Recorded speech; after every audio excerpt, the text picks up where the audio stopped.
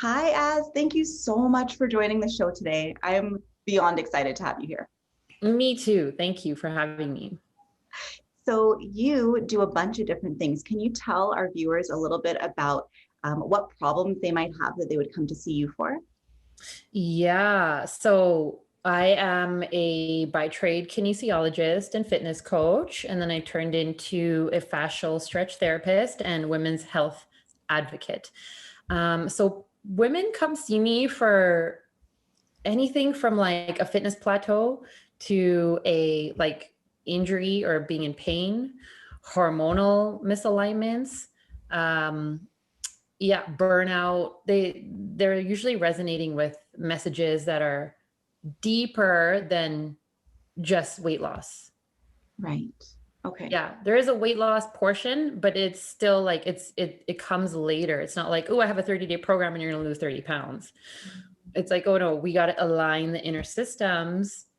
And so sometimes women have been through like adrenal issues or hormonal issues. And then I talk about pelvic floor stuff and breath work and, hip mobility. Like it really goes like physical and energetic. That's amazing. So, it's kind of like a full body transformation, including your energy. It's like everything about you kind of changes, or it sounds like aligns. Sounds like you kind of get people into alignment a little bit. Yeah, you're right. I actually call myself a health alignment coach right now because it feels aligned. That's so cool. But I usually will like help women with one aspect of their journey. I'm not really coming in to like revamp. I like to invite them in. So even if somebody comes to see me for like, lower back issues or hip issues, we might talk about like clenching, we might talk about subconscious tension, and then I'll invite them to do some breathing, and that's how I start them off. Like, let's just start here, be more in tune and connected with our physical body, and then we can kind of get into deeper layers of like the emotional body. Wow. So, the breathing sounds like the breathing is kind of a gateway into the emotions. Totally. Yes, yes, yes. I remember doing my first breath work class. Have you done breath work? Not Oh really. my God. Like, oh my gosh. I had no idea what I was going in for. I thought we were going to be like meditating, but it was like intensive breath work is meant to help you. Like, you can have different experiences in there. I didn't know what I was going for. I went with one of my clients, and in that class, I experienced so much emotional release. Like, I have never, ever like crying. I was so happy and light after the class. I released tons. So, and yeah, breath work, it doesn't have to be like that all the time. Like just mindful breathing and like catching yourself when you're in, a fight or flight, or like your kid's crying, the phone's ringing, your husband's talking to you, like that, a lot of overwhelm. Yeah. At any point when we can just connect with our breath, we can use it to just like, okay, not get out of fight or flight. Just let the body know that we're safe and that, you can handle this. Totally. And so relevant for, yeah, like relationship stuff when you can get flooded, or like, let's say your boss is telling you you need to do something and you're like, I don't want to do that. Right. So Yes. what can you teach our viewers, like kind of like a very simple way to start? Like, how do we start Mm. to kind of get in touch with our breath, or in tune with our breath? Yeah. Oh, I love it. I'm going to talk about nostril breathing. So basically because it's so simple and there's actually a physical act involved. So it like helps you know what's happening. So you put one finger over your nostril, you breathe in all the way up, and then you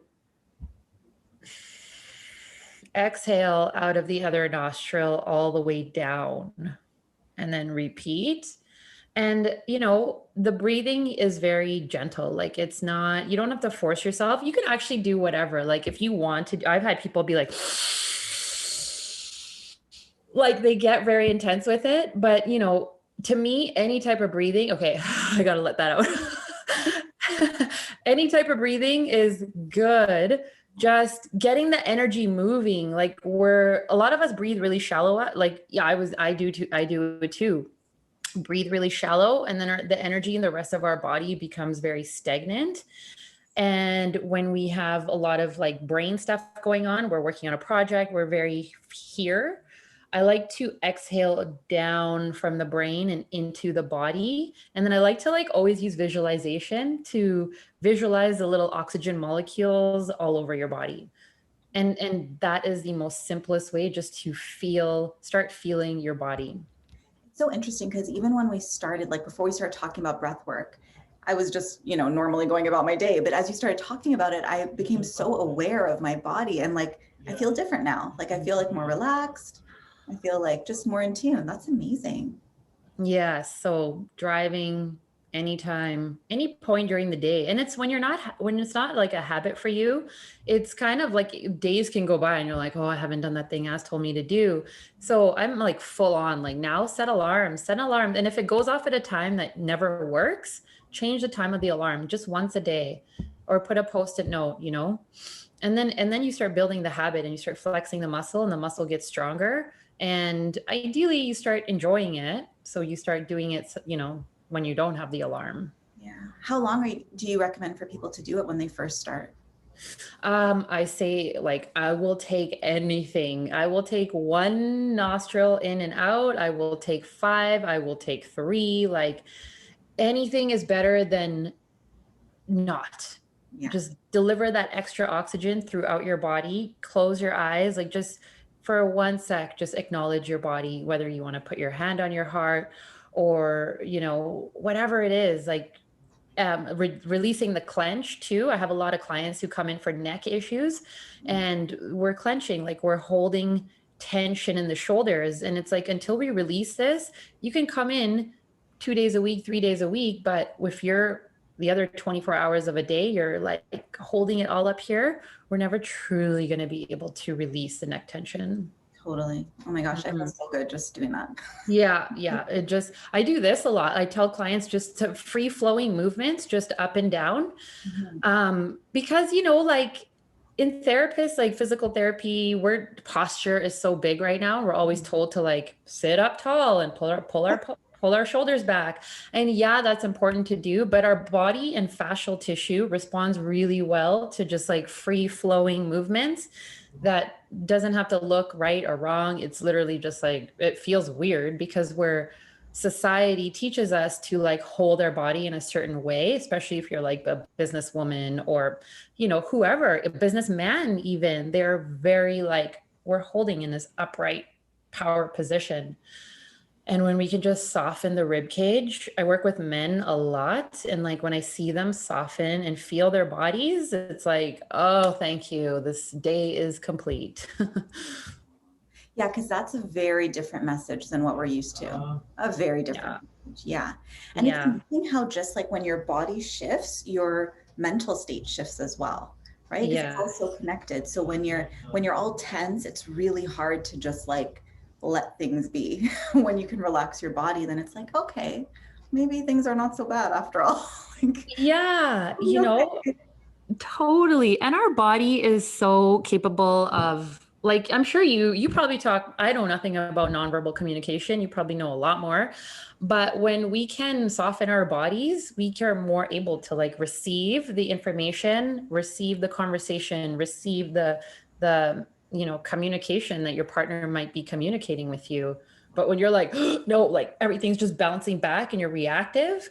Yeah. But just creating space, like take the breath, relax the shoulders, open the diaphragm, exhale it out. Exhaling is like the most relaxing thing for our nervous system, associated with like receptivity and calm and not fight or flight. What you're talking about is one of the key interventions that I use with couples who like get into attack mode, because they get so triggered and react so quickly. And I'm like, honestly, if you just took like a 2-minute break, well, I tell them to take an hour, but like, even if you just breathed for like a minute before you said anything, your day would look different. Your relationship would look different. If you're enjoying today's episode of The Get Happy Show, and if you want more tips and tools on how to get happy every single day, please be sure to click the subscribe button and like this video. But let's talk about you, okay? You teach this amazing course, and in one of the modules, you talk about the menstrual cycle. And this fascinates me. Mm. And I don't know much about it. And I'm betting that a lot of our viewers don't know much about it, even though it affects us, every single month for 40 years or whatever. So can you teach us about the menstrual cycle? Yes. So the reason it is so important, I was like you, I didn't know nothing. We don't really talk about it in mainstream culture, right? So the reason I started diving in was because I kept hitting these fitness plateaus. Like this is a extremely condensed version of why I'm so passionate about teaching women about their hormonal cycle is because we are not men. And the fitness industry tells us to go about things like men do. Like the more consistent, the better, the harder, the better, the faster, the better. And these are the messages that are being put out, but they're not relevant for women at all. Like, no, consistency, yeah, like consistency with a movement practice is important. It's not going to be the CrossFit or the spin all the time because we have an energetic cycle that will invite us for a more low key activity, perhaps like a yoga or a stretching or a nature walk, or if you're having a more energetic day, it can be a workout in the gym that's a lot of time between your sets and your reps, and no circuit training, just to be in flow with your energetic cycle. So we can stay in our energetic capacity for our month cycle that we have. What can I just say something really quickly? What Yeah. you're talking about is so incredibly important because I know so many women, myself included, in the past who have gone to the gym really hard and been able to smash their goals for like a week. And then the next Mhm. week go back and they're like, I've lost it. Like, I just can't do as much. What's wrong with me? Am I getting lazy? Am I eating too much chocolate? Like, what's going on? And we can start to really criticize ourselves for not being able to have the same energy that we had the previous week. So without Mhm. that knowledge of how our energy level fluctuates and how natural that is, we would just kind of be beating ourselves up. So I'm really appreciating what you're talking about. Yeah, and that's exactly it. So you mentioned doing that for 1 week. Some people do that for 1 month, 1 year. For Fear of Me, I did it for 10 years, like more. My whole life in the fitness, I was very regimented. And I got so regimented that I numbed out my energy. Like it was like, as you're here, you're going, you're in the fitness industry. I wanted to look a certain way. I had all the knowledge from my university degree and all my fitness certifications, all the mentors that I had that were very, very like high level in the fitness industry, all my competition friends, like they were all saying, you got to be consistent, you got to do it regularly, you got to eat the protein, you got to cut back on your carbs, like do the fasted workouts. I was doing it all. I wasn't even listening to my energy.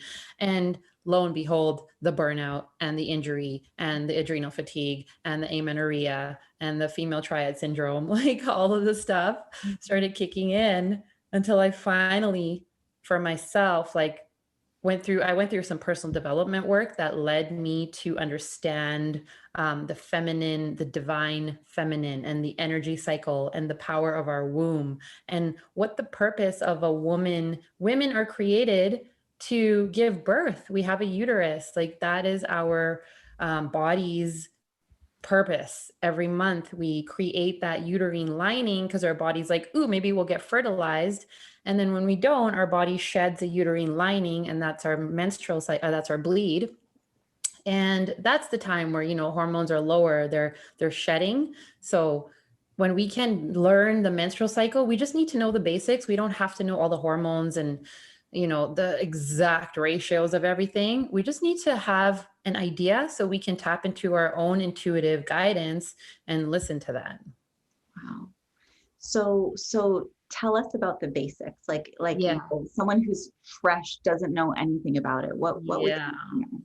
Okay, so menstrual phase, okay, you start your bleed. That is your first phase. Usually goes on for maybe 5 days, 7 days, depending on the woman. And then after that, we go into our body starts like, ooh, I'm going to produce the uterine lining again. So our hormones start increasing, estrogen and progesterone start going up, and so do our energy levels. Okay, so they'll keep peaking. This is called the follicular phase until we get to ovulation, which is about halfway through your cycle. So let's say a week after your bleed. Okay. very, very rough estimates here. This is very different. Even the apps will tell you, the apps will give you the generic, but every woman is different depending on your stress levels, depending on your activity, your hormones, etc. So ovulation hits, we're at our peak. We have a peak in testosterone because our body's like, boom, this is it. I'm ready. And if we get fertilized during that time, the cycle is basically over and the body starts producing the rest of that whole pregnancy bit happens. But assuming that we're not fertilized, our hormone levels start going down again. Progesterone stays high because progesterone is like our nurture hormone, because the body's like, ooh, am I getting fertilized? It's basically there to nurture. And then our hormones will dip down again, as does our energy levels. This is called luteal phase. This lasts about 10 days before your cycle, which, as I'm saying this, every woman is going to know, oh, that's my luteal phase. I know that phase. And yeah, that's when our hormone levels are coming down. Energy is coming down. This can invite us into various spaces depending on where you're at in terms of energy, in terms of food. Our metabolism ramps up during that time. So we will experience wanting to eat up to 300 calories extra per day. So when cravings kick in? Oh, sorry. This is where the chocolate cravings kick in? Yeah. Yeah. Okay. Yeah, totally. So, but when we are prepared, we know, okay, you just know you're not shaming yourself for not sticking to the diet or the keto or the whatever, because your body is not going to want that. Your body's like, I'm in my flow. And if you can just support me, I will support you. And so that, oh my God, I bought those last night. Oh, yeah. 85% dark chocolate. So good. Like the best. Chocolate sea salt. Yeah. Oh, sea salt. Oh my God. Dark chocolate. Yes. I love how you have them on hand. Oh, I love it. Yeah, having stuff like that on hand, beautiful, especially those good quality chocolates. Like, I'm a big fan. So yeah, like the middle of our phase is usually where we're more energetic, depending on hormones. If we are in flow, there's multiple times where we cannot be in flow if we're just, maybe stuck in our masculine energy, like we're sticking to the consistency, we're planning our workouts according to our schedule or our trainer. So what I like to do is teach women that this is your flow if you are not on any hormonal contraceptives and all that. Au naturel. So start tapping into it, see if you start feeling the feels. And eventually, like, my program is literally called Finding Your Flow. Eventually you keep finding your flow, and our flow always changes with the seasons of our life, what's happening, the requirements that are in our daily life. So yeah, but just having that knowledge is like so needed.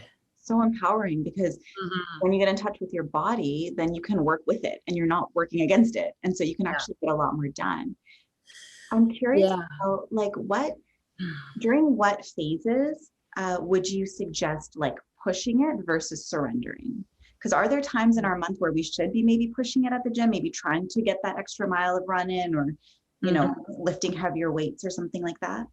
Absolutely. And I love that question, because when I start talking about this stuff, women start feeling like, oh, there's a resistance there. Cause it's like, no, I'm driven. Like, it's just a resistance. Cause it makes it seem like we're these like weak, like surrendered beings, but we have a lot of power if we just tap into when that is. And we can, control our workouts. We can manipulate our workouts accordingly. So yeah, that mid-season, the 2 weeks into your cycle, so 1 week after your bleed, is generally, okay, and I say generally because it can vary, generally the higher energy times, where pushing is desirable, doing a little extra here, a little extra there. And that's how we can improve our fitness level. Because women come to me and they're like, okay, well, I still got to work. Yes, you still have to work out for sure. Like, if that's something that you do for yourself, I always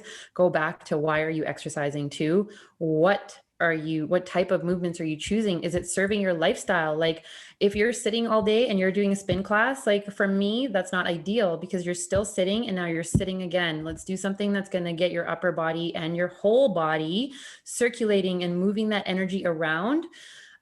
So yeah, really being well-rounded in the movements that you choose too. And why you're doing them is big. Like to me, I used to teach like spin and boot camp and abs, butt, and core and like all those. And I'm like, oh, I can't do it anymore because I'm so over the intensity of it and how it's so regimented. Nothing against it. Like I still will advise my clients to go to a class, but in that class, I advise them to like tap into the movements that feel good. Like don't focus on the amount, focus on the quality that you are doing. Like pull that pelvic floor up, connect your breathing. You know, are you honoring your body? Are you honoring your body's boundaries? Are you feeling pain, but the instructor says we're still going, so you're still going? Or are you like deeply like having this body trust, which is another part of my program, because a lot of us do not trust our bodies due to, you know, the messaging that we're subjected to.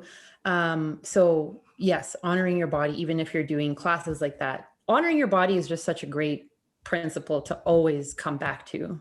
And it's not talked about a lot. Like when you're talking about honoring your body and like tuning into your body and listening to your body, I'm just thinking about, you know, people pay people to help them ignore their body. Like they pay like personal trainers to like push them to the limit so that they're not listening to their bodies. But what you're saying is like tap in. I mean, I'm sure you can still use a personal trainer, but maybe one who knows about this stuff, who's able to help you like, you know, figure out, you know, is my body just telling me not to do this because, you know, I'm resisting it, or is it actually my body telling me? Yes. More?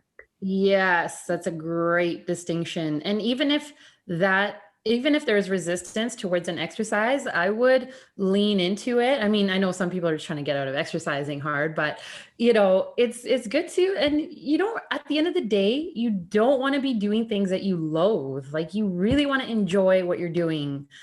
And having those extra high vibrating emotions of like, oh, that was amazing. But it takes a lot of unlearning. And this is another part of my program, is that we're so conditioned that these concepts that I talk about sometimes are so far out of our realm because nobody talks about them. It's like, oh, well, I'm going to look at this girl because she's like in super like amazing shape and I actually want to look like her. So, but we never know what's going on underneath. Like, what's the sleep like? What's the connection to the body like? What's the sexual health like? What's the pain in the body? What's the menstrual cycle?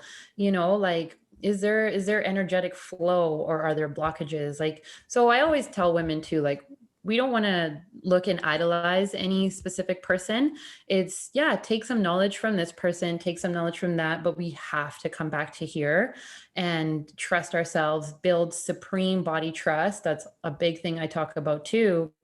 And yeah, so there's different concepts. So like, it's not just like women take the program and boom, they're making all the changes, they're in flow, they're doing all the yoga when they're supposed to, you know, there's a lot of mindsets and narratives that play up to this behavior of driving hard and eating less and, you know, having a cheat day. That's a whole nother story.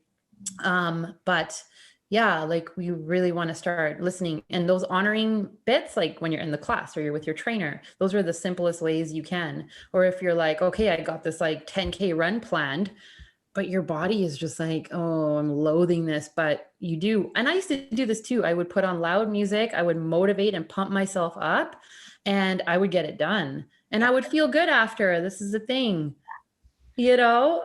Kind of motivates you to do it again. It's incentive. It's like, oh, I know how I'm going to feel after I do that. Absolutely. Yeah. Yes. So walk me through this because I'm still trying to wrap my head around it. So, because this is totally new for me. We're not talking about the regimented, like, okay, let's work up to doing 10K or whatever your goal might be. We're now thinking about what works best for my body, so that, what's the goal? Like, so that I can still keep moving every single day, so that I can, you know, make sure I'm getting my stress out in some way, so that I can eat the things that actually like make me feel good rather than the things that I think are going to change my body in a specific way. Mm-hmm. Yeah. Yeah. So every woman I find is somewhere along her journey. And the women who I don't work with anymore are women who are like, I like to work with women who have a deeper sense of like their bodies, and they have a deeper knowing that there's more and they know that, ooh, like I attract women who are like, 1 foot in, 1 foot out. And I love that because I've been there. I was there. I still sometimes have 1 foot in, like none of these patterns that I've had for 20 years all of a sudden dissolved overnight. I still they face me so I can understand them really well. And then getting to what their goals are. Like, yes, we all want to be in shape. That is not a secret, but we can do that, but we have other aspects. Like for some it's stress management, for some it's improving their mobility because there's injuries that have like severely limited their physical and mental fitness. And so really getting into like the depth of it and then being able to have little progress and little wins along the way. Like it's not like you're just sitting there being a lump on a log while you learn all this. The first thing is like getting a consistent movement practice. So it doesn't have to be intense, it doesn't have to be too chill. It can be something that feels aligned for you because you want to be able to do it on your own. Like I don't want to be like, hey, you're doing yoga every day for a week, because if that's not aligned, it's not going to feel good.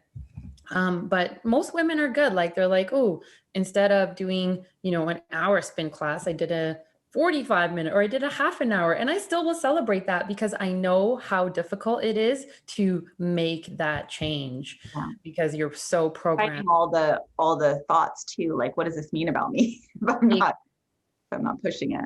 Yes. And then the self-shaming that happens like underneath where it's like, oh, well, you only did a 45-minute, like you're going to have that extra so-and-so, or maybe tomorrow I'll push it because it's so uncomfortable to really listen and trust.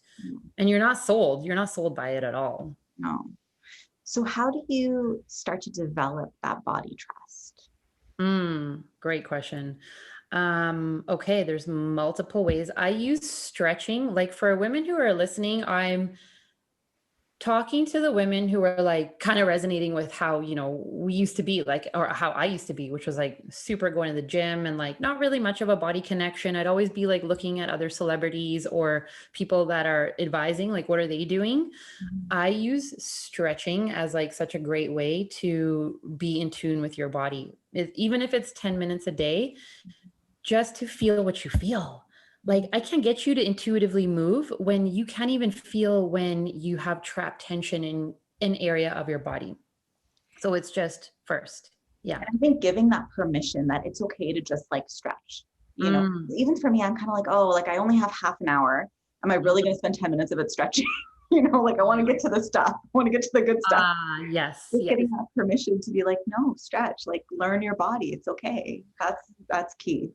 Yeah, yeah. And so, for women who are feeling like they haven't been on a routine and they want to get on a fitness routine, like there's a lot of women too who are like, well, it's easy for you to say burnout and overwhelm because you've been exercising all your life, but they're like, I cannot get on a routine. So like, what the hell do I do?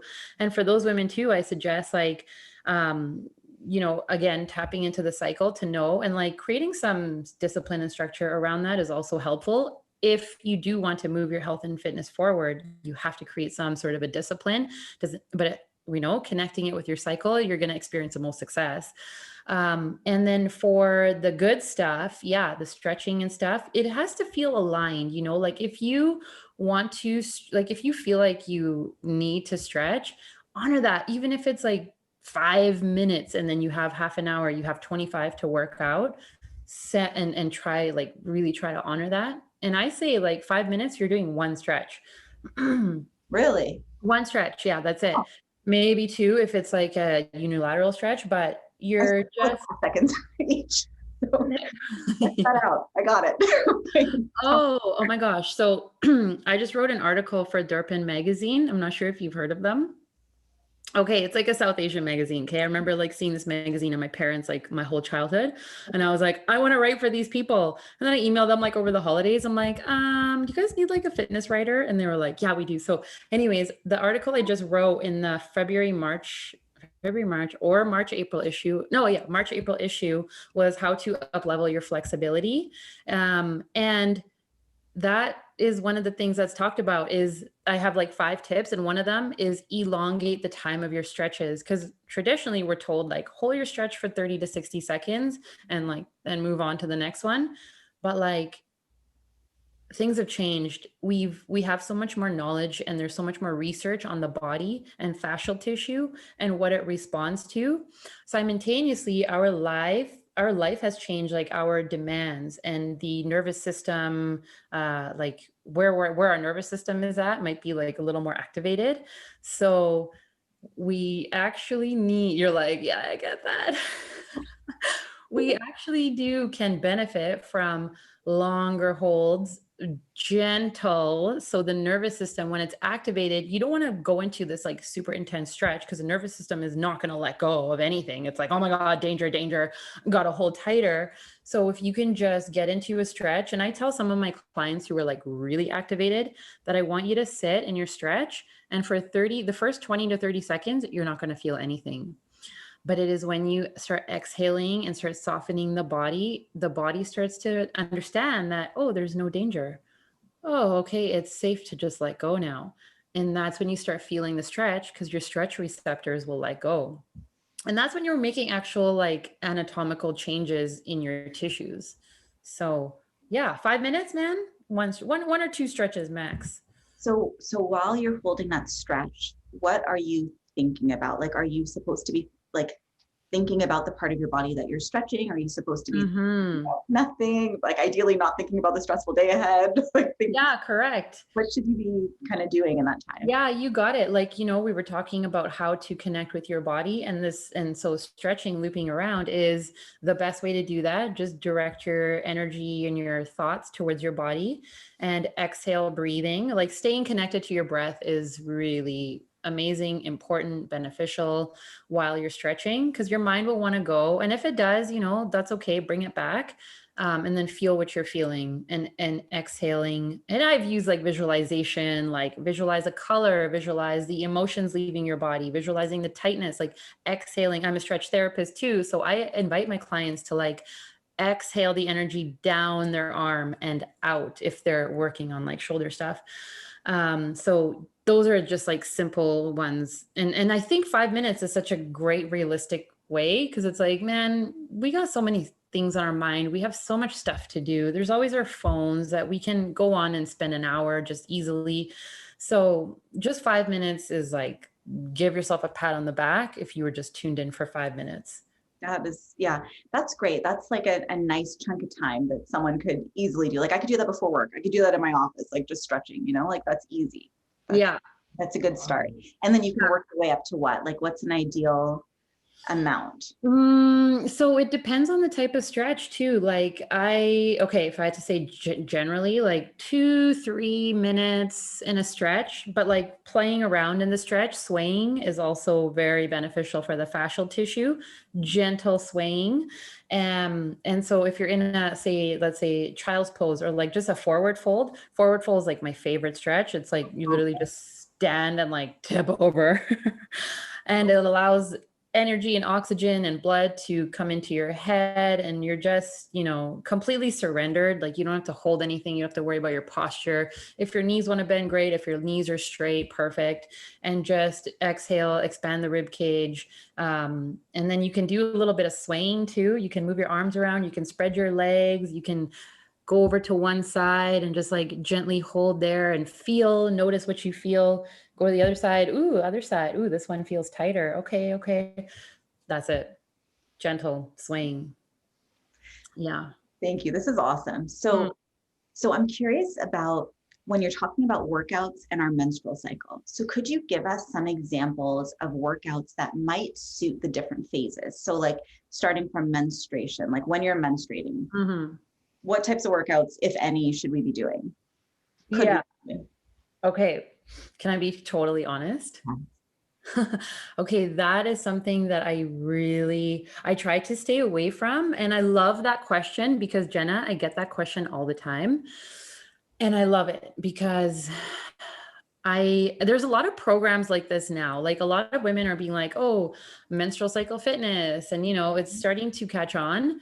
And I've looked into some of those programs and they're like legit, like day 1, you're doing this, day 2, you're doing this, phase 2, you're doing this. And I'm like, whoa, like, no, Your no, thing is listening to your body and trusting yourself. yes. Yes. So it's the harder way to sell because it's like, oh, I'm not getting workouts. No, you have a movement practice, you know what you like to do. And I want you to use the movements that you're comfortable with. I'm not going to come in and like shake up your whole world, but you're going to use your intuition and just take baby steps into like incorporating this in. And it's also an invitation for a lot of people. Women tell me like, oh, I need to stretch more. I need to do a little more yoga. Okay, then this is such a perfect way to do it. So, if I had to give some guidelines, which I do very gentle, it's you do the stretching and the gentle breath work on like maybe a couple of days before your period or the day of your period, the day after, like whatever it is, whenever that like slump has kicked in, you might have a day where you do absolutely nothing, just like sit and breathe, just even for 5 minutes. And that is so much more beneficial because you're bringing your body back into its energetic alignment. And instead of pushing it too far, and I always say like there's so much grace and gratitude that needs to be incorporated with this. Because if you're like, oh man, that was, or like, oh, I didn't know my period was coming and I just like did a CrossFit class. It's like, okay, compassion, you tried, let's continue honoring. Like even just that awareness is beautiful for a first step. Have that. Yeah. Yeah. Yeah. So yeah. That kind of I ends. fully looked up on YouTube, like what workout to do, like a period workout or something like that. PMS workout. Because I'm like, I don't know. Oh, you're gonna find those totally. Oh Yeah. yeah, there's lots. But you're right. Like it's just about honoring yourself and kind of, I guess so. Okay. So if I had to like wake up and be like, okay, I'm gonna follow Az's advice, like let me think about it. Right. I would tune into my body and see like what feels good to me, like what's kind of pulling me, like what if I had like 3 different workouts I could do and feels like, it would be the most fun for me to do right now, rather than which one is going to like shape me up the best. So instead of doing like that hardcore like cardio resistance workout, I would be doing something like a Pilates because that just feels more aligned with me right now. Is that right? Absolutely. I love Pilates, by the way, since you mentioned it. Absolutely. Yes. So necessary, gentle. A lot of Pilates instructors invite women to use pelvic floor, which I love. And we work on core a lot. So yeah, it's so big. Yeah. So feeling into your energy levels is one, and that requires you to just be able to feel. Like I went many years where I was numb. Every day was like 10 out of 10 for me. I was energetic all the time. And I actually legit was. I remember going to a naturopath and he did like his intake exam on me which involved like blood pressure and heart rate. And he looked at my tongue and everything. And then he's like, how are you today? And I was like, I'm great. This is also when I was marathon training. And he was like, I would like typically send somebody like you to the Emerge because your blood pressure is so low. And I was like, oh, he's like, you're fine. I'm like, yeah, I'm fine. I'm like, it's Friday. I'm a little tired, but like, other than that, I'm great. And that always stands out to me because I'm like, oh, blood pressure is a funny one because women generally, even smaller women, have lower blood pressures. But when it's like low, he was like, go home, salt your foods. He's like, I want you to get Himalayan salt. But for now, like, I don't care what you use because we need to bring this blood pressure up. So being able to feel your body is so big. So that's why I love stretching too, because it's like gentle, but you're still moving. You're not just laying there like breathing and meditating, which is hard for a lot of people to do. Even for myself, I do like 5-10 minutes tops. Yeah. Yeah. So tell me about, when you made the switch from like this really hardcore routine where you were going every single day for 10 years. And then you kind of like, you went through some sort of transformation, some sort of journey, like something hit you, like something happened. And you started to get more into your feminine and listen to your body and do that whole thing. Tell me about the changes that you noticed in your body, in your life, in your mind, in your maybe level of joy, happiness. Yeah. So we can start with body. One was I was always experiencing like burnout and not looking the way I wanted to. Okay. Despite doing all the workouts and the diets, I was still like, man, I could still use about 5 or 10 pounds less just to lean out, see a little more abs. Like I was. So when I started to listen to my flow, and that was like a process of months and years, I started to notice that my physique got better. And I literally was shedding armor. We were talking about de-armoring before we started the call. And then I tied in my emotional health, and I was running a business too. I've been running a business for 12, 15 years. So there's a lot of like demands, right? Energy demands, the way you show up demands, other people. You're always like, you're on. I used to go in the studio. If I was having like a low energy day, it doesn't matter. So when I started to honor my body more, I could even just leading up to my day, I would have a slower morning. Yes, I was, yeah, on my schedule, it said do all your invoicing, but I was like, oh, I'm actually just going to like not do that. And that is Every so day. yes. And I love that, because when you're intentionally not doing it because you're honoring your body, it's just that switch. It's not like, oh man, I'm going to shame myself now and like, oh, I didn't do it. And it's the language that you use, like, no, I'm honoring my body. And you have to allow. The feminine is very much about allowing and like having that manifest portion. So you're still honoring your body, you're generating energy because you're not pushing the boundaries, you're not pushing the limits, and you're going to loop around to getting that done when it feels aligned, right? Yeah. You're not So procrastinating. yeah, You're saying like, yeah, I'm gonna take this time because my body's telling me it's not the right time. Yeah. And that takes a lot. exactly. That takes a ton of self-awareness and trust, Yeah, right? Trust yeah, that, I'm gonna get to it. Like it's fine. It's gonna be okay. But right now, this is what's best for me. That's huge. yes. Yeah. I'm so happy you mentioned that, how much that takes, especially for driven women, because we're just wired to go. And like, we got energy, we can do it, we're multifaceted. So to really honor the body is like, oh, let's celebrate that for sure, Yeah. even if it's in the smallest bits possible.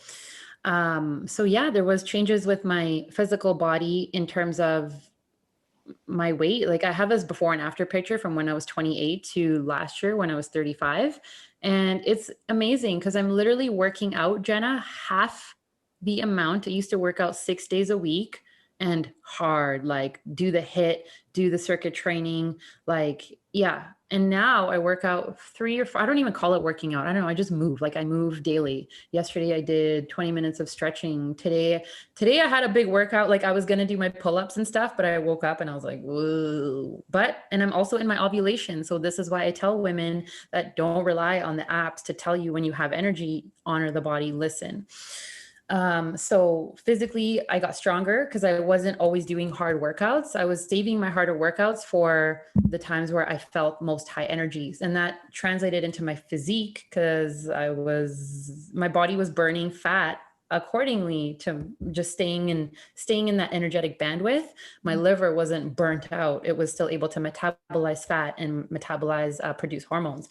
So strength, huge. And that's why I love this. Like I'm a fitness girl. I always have been. And I love when women are like loving their bodies, So that's a great question. And then emotionally, oh man, I did so much work, Jena. Like all this de-armoring work is like, I had a lot of mindsets that were very controlling and not trusting, not receiving, whether it's receiving a compliment or receiving a conversation from a partner or a friend.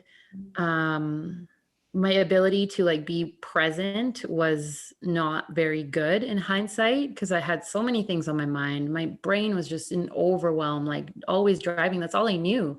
So as my neurological connections were wired to like constantly be the doer. And so the personal development piece is also part of my program because I find it to be very important if we're really trying to make long-term changes.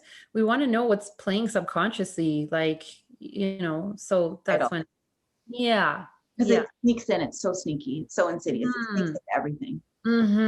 Yes, yes. And so, yeah, so emotionally, way more open. I mean, I don't want to undermine how much work I've done to open up. It's been a lot, but it's been really helpful because I noticed that being the way that I was affecting my relationships, like my romantic relationships, because I wasn't present, my abilities, like the ones I mentioned, and a little bit numb as well to like all in all senses, physically and emotionally, and I was always like, like, I really needed, so this is like a year and a half of like being alone. I'm like, oh, I needed this so much. Like, it's been so healing for me to also rediscover my strengths and how amazing I am and like what I want to call in and like what kind of partner is going to serve best with me. Like, I know having a I know like I'm attracted to very masculine men, and I know why now, because I'm like, I have masculine energy. So I can't have somebody who's like, oh, like I'm gonna stay home. Like, no, I can't. I can't. I want to be pushing each other, I want us to be that kind of a dynamic. So yeah, Powerful. it's helped with clarity as well. So I'm not getting into relationships that are not aligned for me. Amazing. Mhm. Amazing. And being able to take a step back and like evaluate yourself and evaluate what you want and what you need and Right. the reasons why, like that is huge. That's huge. Yeah. Yeah. And I That, think you wrote like a 3-part article. Are you able to maybe send me those links and I can put it down below? Because on de-armoring, because I didn't know what that was. You just kind of enlightened me on it before this call. So if of yes. our viewers, if they're interested, if that like piques your curiosity, I can link as his articles down below. Yeah, absolutely. Yes. I would love that. I'd love to send you the links. So okay, Mhm. so you were talking about your physical shifts, emotional shifts. Is there Mhm. anything else? Anything else that you kind of noticed throughout that transformation? Oh man, like tons. Just the way I approach. Oh, let's talk about business, my work. Yeah. So I used to be very like, I have a lot of ideas, I think you do too, like where you're like, oh, let's do this. And I used to act on all of them, like just such a little go-getter. But that left me like already energetically. I was burnt out because I was working out too much. I wasn't eating enough. I had like a million friends. I was saying yes to everything. Like just everything was a yes. And so were my projects because I was so passionate about fitness and mobility and like getting my message out there. So what ended up happening is like I'd start a lot of projects and then I would like, like the intensity that I was able to deliver towards these projects would peter off because my body was like, you're exhausted and like there's not enough time in the day, even if you're managing your time well, like no. So now I'm like really cautious and like I just work from an inspired place.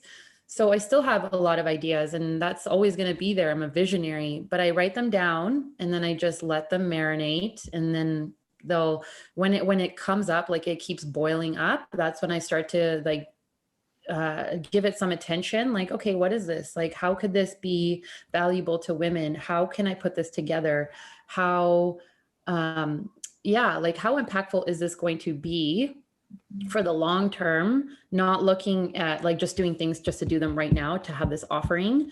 And yeah, like I'm turning 37 this year. Like I want to have a bit of a long-term plan, a little more of like a legacy, if you will. So where I dedicate my energy and my attention is like it's inspired by my highest self, not by like, oh, I got to do this to like make myself feel productive inside, Such a huge shift, but it's so subtle at the same time, right? Like Mm-hmm. like it's like taking it down to the minute. When you're sitting here with this idea, it's like, do I just go for it or do I let it simmer? Yeah. And so you would just go for it, but now you're letting it simmer and you're like letting it develop Uh-huh. and you're making sure it's aligned with like who is the as that I'm becoming. type of thing. Yes, 100%, 100%. Yeah. So I write a lot. I have journals that are full. I have a planner. I just got the Brendan Bouchard planner. Like I'm Oh, really yeah. excited about it. It's called the High Performance Planner. It's a little bit overwhelming, but like it has a month in advance and then your week in advance. And then you have a double-sided page for your day. So you get to write what are critical tasks that need to get done today? What ideas did you get today? Like it's just amazing. I'm like, I love this. Usually don't like crash over products, but I'm like, ooh, I really like this. So yeah, writing a lot. I have two big whiteboards in my den. I'm always like crafting ideas and just seeing what feels aligned, crossing things out, not shaming myself for not, following through, if you will. Yes. So I was just going to ask, because that seems like a very masculine, like structured approach. But now you're saying, yeah, you can write it out and then you can just be like, I didn't get to it. Yeah, yeah, yeah, exactly. And I'm like, when you grow, like I literally will read stuff from like last week or like a month ago, and I'm like, oh, I could add so much. So since I know I'm growing so much, I'm like, well, I'm gonna create this program, but like, is it aligned with my highest self, like you said? So Oh my gosh, you are like a wealth of knowledge and information, and I want to have you on the show a million times more. But before we go, I was wondering if you could speak a little bit about intuitive eating, and maybe we can talk about this another time as well. But like, just to kind of, for people that are interested in, I don't want to diet anymore. Like, I'm really trying to listen to my body. I'm listening to your great advice, and I'm thinking I'm going to just start a movement practice. What do I do with my food? How do I mhm. figure that out? Yes, that's a biggie. Okay, so topic has been one that I've been like kind of again simmering on talking to women about because there's not a formula and there's not a like 30-day program. There's not a blog that I can write because there's so much like truly, truly intuitively eating. You want to feel your body. You want to have like general nutrition principles. So you know what is truly fueling your body versus what is like self-sabotaging or when yeah you kind of want to know like when you're in alignment and eating the pizza or when you're like just eating the pizza because whatever like you just want some freedom because you're so controlled in other aspects of your life, whatever it is. Yeah, uh, totally. Yes. yeah. And so intuitive eating is requires like some body trust, trusting that what your body is asking for is what you're going to give it, and you're not shaming yourself and not doing the things that we do. Yeah, this one really like having that body trust as well as having the knowledge of which foods do you feel good on. This is a good one. So when you eat a food, like I tell some of my one-on-one clients, before you eat, how are you feeling? Like we want to be regulated in your nervous system. Okay. So we're not like in overwhelm, just eating. And then having some time to, if you are in, overwhelm or whatever, you're in your fight or flight, or you've just come home from a day or whatever it is, give yourself some time to just down regulate and then eat. Not only will it absorb better, but your body will be able to digest and like you'll be more present with your food. Your taste buds won't be so numbed because when we're in fight or flight, like our taste buds are not active. They're like doing to anything to keep us alive. So bringing yourself down could take 5 minutes. It could take 10, 15, like 20. It doesn't have to be this like huge process, um, and then after you eat the foods, how do you feel? How does it bloat you? Like, does something about that bring you down? Do you feel like you need a nap? Because these are all your body's ways of talking to you. So tune into how that is. Like I used to eat chicken for like so many years. And then I finally realized like 2 years ago that chicken actually makes me bloated and sick. And I ate it for years and I had bowel issues for years. And I'm not saying it was just a chicken, but it was just realizing that, okay, chicken's lean protein and, all those good things that we always hear about it. But for me, my body, my chemistry, this point in my life, no. Yeah. Yeah. Yeah. That's so interesting. So would you recommend like keeping a journal so that you kind of know you can look back and be like, okay, last time I ate, or you can even notice like the food groups, like, gluten doesn't work. Like it just kind of makes me emotional and erratic, stressed out. So keeping a food journal and being able to see like, okay, these are the things. So this is how I felt before I ate it. Then I ate it. This is how I feel after. Or is that too regimented as well? No, that's great. Okay. Awareness is the best way. You know, you said something to me that like will never leave my brain. Name it to tame it. Oh yeah. Yeah. And the same principle, Jenna, like it literally is get aware so you know what it is Yes. that Okay. needs to be That tamed. that's an amazing start to like, okay, intuitive eating. Just just be aware of what's going on in your body, Yeah. and then eat the stuff and be try to be mindful while you're doing it, which is like in itself huge if you can eat mindfully, you know. Hmm. Yeah. That's something I'm working on right now. I'm gonna eat this chocolate Hmm. after the show very mindfully. That's Yeah. the goal. And then Yeah. afterwards, write down how you feel. Yes, for sure. Totally. And like, again, just want to preface Cole's notes version because if our gut is not healed, we will continue to crave things. And it might get to a point where it's frustrating. Like, why do I keep craving these things? I'm trying to eat intuitively, but, and that comes from like, discourse in the gut microbiota or whatever it can be. So there can be things that can be healed as well in order to help facilitate the intuitive eating. Okay. Okay. Yeah. So if all these amazing women want to find out where they can learn more about you and take Mm. their program and maybe work, do you work one-on-one with people still? I do, yeah. Okay. How do they, Yeah, and what, I go ahead. yeah, so I do in my practice, like in physical practice, I do stretch therapy. So that's happening still in person, it's table stretching. And then I also do my online thing and I'm just at findyourflow_fitness. Amazing. Thank Yeah. you so much, Az. This was awesome. Time just flew. I didn't even realize it's like after 12 Oh of man, it always does, Okay. doesn't it? Good Yeah. job.